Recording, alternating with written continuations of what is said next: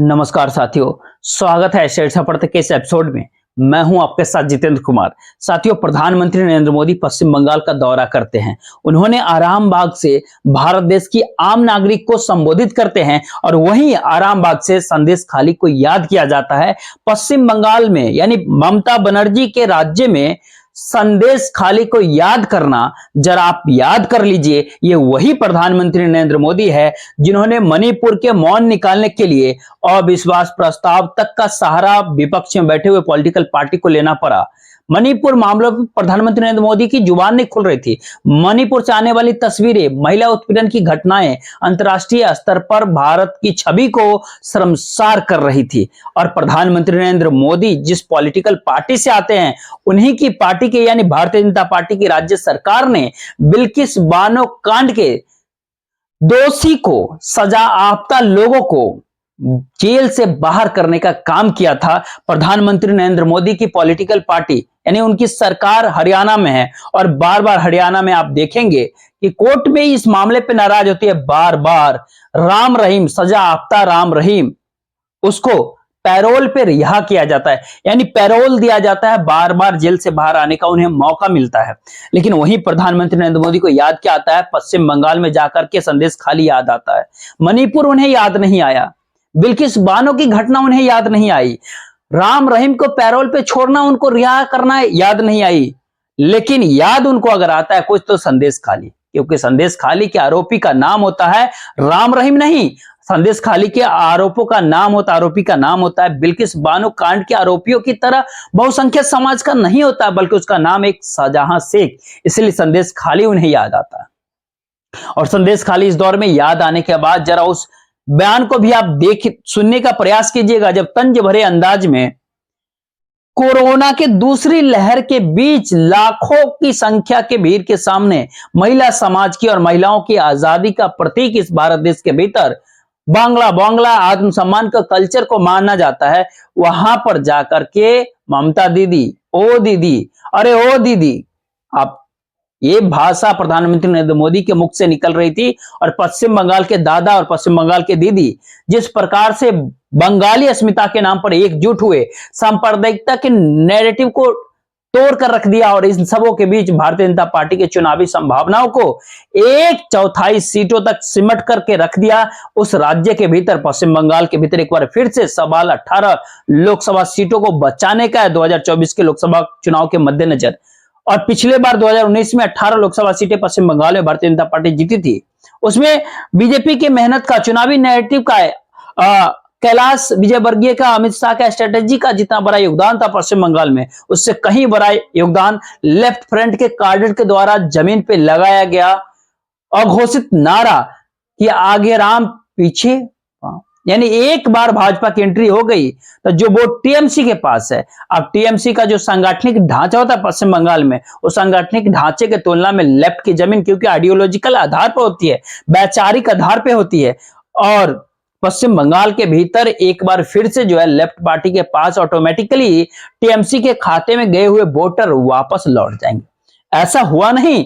18 लोकसभा सीटें जीतने के बावजूद भी भारतीय जनता पार्टी ने सीए, एनआरसी का और इन सब का नारा लगाना शुरू कर दिया, उनका राग अलापना शुरू कर दिया। और पश्चिम बंगाल में जाकर के कोई सीए का नारा लगाए, वो पश्चिम बंगाल जहां पर लॉर्ड कर्जन को भी राजधानी हटाने की हालात तक उस पर विवश होना पड़ा था। और कोलकाता से जब ब्रिटिश हुकूमत को लगा कि यहां से चैन और शांति के साथ भारत पर हुकूमत नहीं की जा सकती, अब तो कलकत्ता से 14 किलोमीटर दूर दिल्ली राजधानी को लाना पड़ गया। अब कलकत्ता से 1400 किलोमीटर दूर दिल्ली में बैठे हुए प्रधानमंत्री नरेंद्र मोदी जब आरामबाग पहुंचते हैं, तो आरामबाग से पहले जरा उस हालात को समझना चाहिए जिस हालात के मद्देनजर भारतीय जनता पार्टी के दिग्गज नेता रहे जसवंत सिंह ने राजस्थान छोड़कर गोरखालैंड की मांग समर्थन कर पश्चिम बंगाल के भीतर भारतीय जनता पार्टी का खाता खोलने का काम किया था। लेकिन अब 10 सालों के शासनकाल में भारतीय जनता पार्टी ने गोरखालैंड बनाया, अलग गोरखा राज्य को मांग पर नहीं उस पर सहमति हुई। इन सब के आगे जाकर के जिस जंगल महल के सहारे भारतीय जनता पार्टी ने आदिवासियों में अपनी पैठ बनाई थी, उस जंगल महल इलाके के भीतर हेमंत सोरेन ने जब विधानसभा चुनाव में अपनी ताकत दिखाई, टीएमसी के साथ खड़े हुए, पूरा का पूरा नतीजा ही बदल गया। अब हेमंत सोरेन जेल के भीतर है। संथाल अस्मिता के प्रतीक माना जाने वाला शिबू सोरेन का बेटा, अपने बूते पड़ोसी राज्य झारखंड की सत्ता में आने वाला हेमंत सोरेन जब जेल के भीतर होते हैं तो आप बखूबी अंदाजा लगा सकते हैं शत्रुघ्न सिन्हा के मुकाबले के लिए भोजपुरी गायक पवन सिंह को पता नहीं कौन सी चुनावी रंग लगाने के लिए बिहार से बंगाल भेजा रहा है। संभवतः इसके ऊपर बीजेपी के नेता ही इस पे जवाब दे सकते हैं। भारतीय जनता पार्टी के पावसोपी और आसनसोल छोड़ करके टीएमसी का दामन थाम चुके हैं।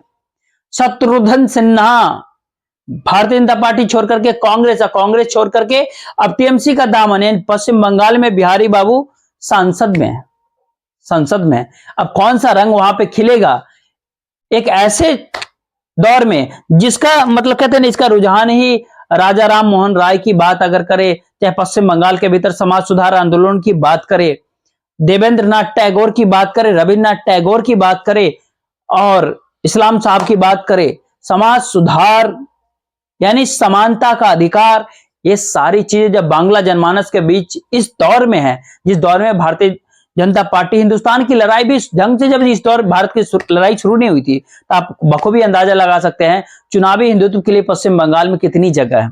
शायद उतनी ही जगह है जितनी जगह भारतीय जनता पार्टी के लिए आज के दौर में तमिलनाडु और केरल के बीच है। 18 लोकसभा की सीटें, ये करिश्मा था पश्चिम बंगाल में 2019 के लोकसभा चुनाव में, और इस बार 2-4 सीटों से आगे बढ़ रहा है।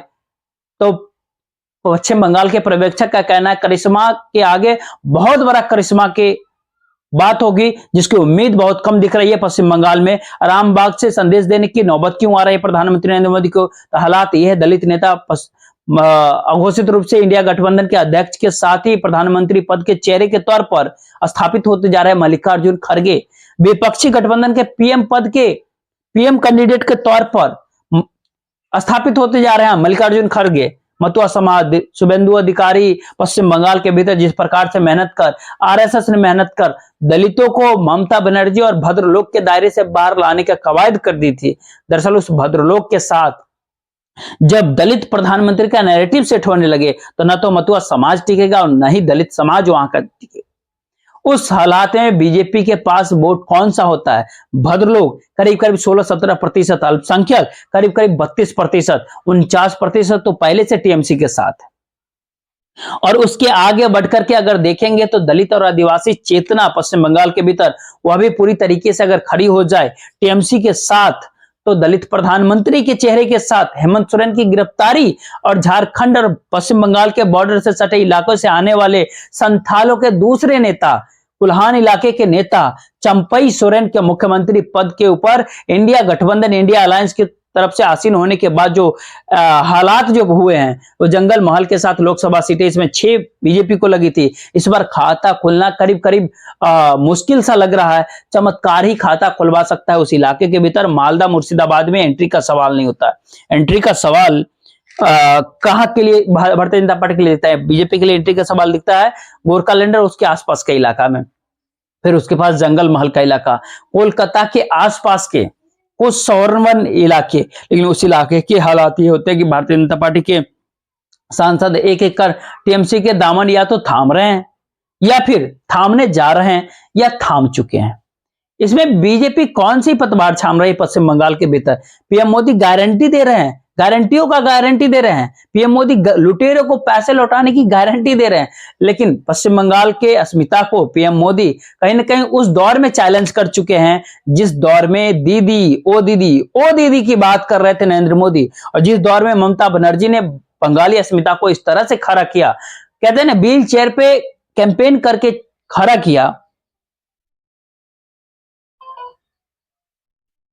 तमाम हेलीकॉप्टर, हवाई जहाज भारतीय जनता पार्टी के कैंपेन में जो उतरे थे, ये वहीं तक सीमित रह गए जहां पर भारतीय जनता पार्टी की चुनावी संभावनाओं की अपर लिमिट थी। 77 सीटें, 38% वोट विधानसभा चुनाव 2021 में। अब साल 2024 का वो साल दूसरा था, ये साल दूसरा है। तब ना मल्लिकार्जुन खड़गे दलित नेता का प्रधानमंत्री तौर पे नाम सामने आया था, न ही हेमंत सोरेन की गिरफ्तारी हुई थी, और न ही उस दौर में झारखंड की राजनीति में पश्चिम बंगाल की राजनीति के बड़े हिस्से को तय करने की दिशा में आगे जा रही थी।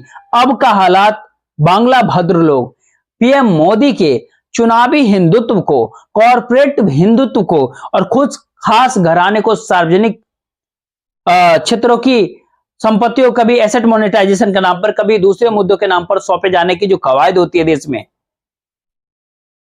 उसके भीतर एलआईसी का स्टेक बेचने की जो बात होती है, उस दौर में जाकर के उम्मीद ही नहीं कर सकते पश्चिम बंगाल भारतीय जनता पार्टी के साथ जाएगा।